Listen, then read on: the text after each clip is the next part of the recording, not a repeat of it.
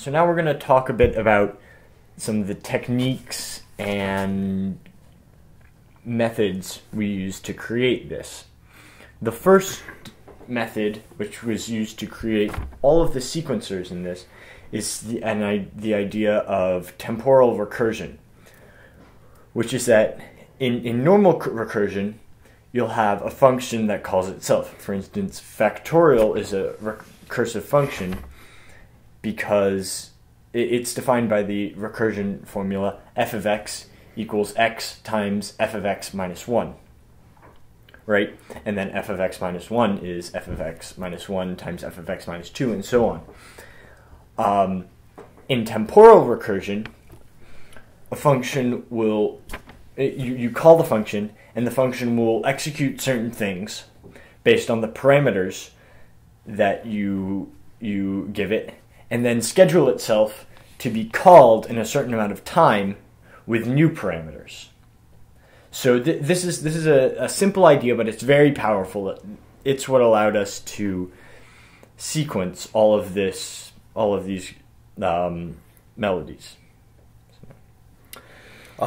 Music theory-wise, there isn't much to say about the Bach piece, and what we have here is a Bach piece called the Canon A2 per tonos. Yeah, that's the title, and it basically means the endlessly rising canon. And essentially, I searched for sheet music, and we found a guitar version with 3 separate parts. And what we basically did was transcribe like the melody of each part, and they each get assigned to their own list, and they each have the durations for the notes in a parallel list to them.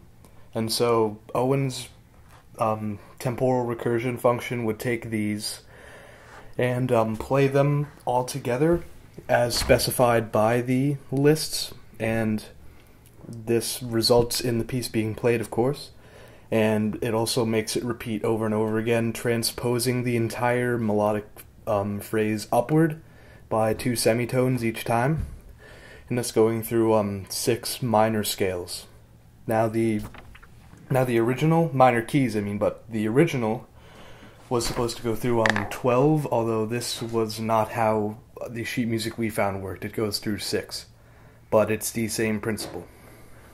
And I thought that it was particularly elegant that we were able to use a closure, which is, the closure is the language here, a closure facility, which allows you to create essentially infinite lists.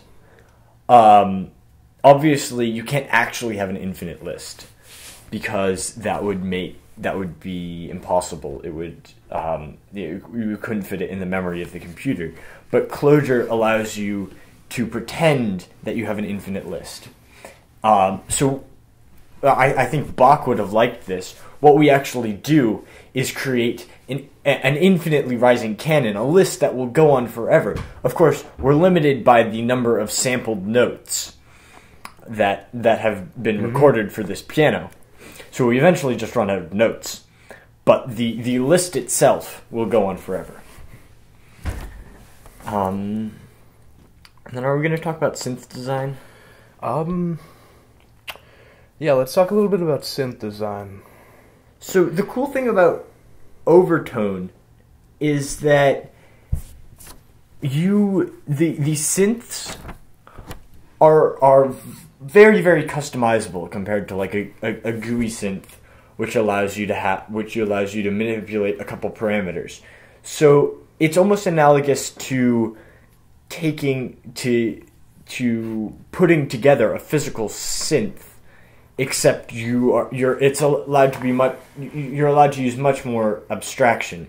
So for instance, in our electric organ synthesizer, we have 16 oscillators going at once, which and we can do that in a very small amount of code. We just have to and it all plugs into each other very much nicely.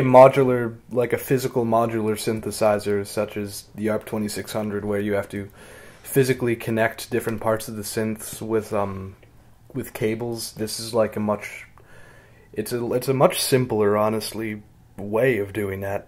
It's in Clojure and in code itself, it's much simpler than it seems in real life with all the confusing cables and connections. Yeah, so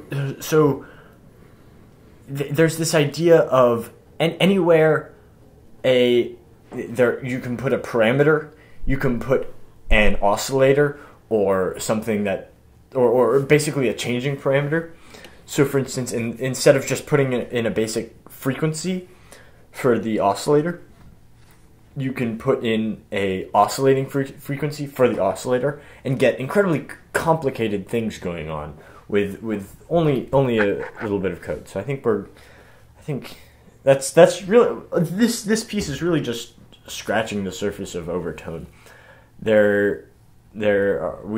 for inspiration we looked at some bands like Meta X and Ripple Electric, and who use Overtone, and they're if you watch one of their videos, you'll see much more complexity than we were able to put in. So I'd advise you to look at them, look at Overtone.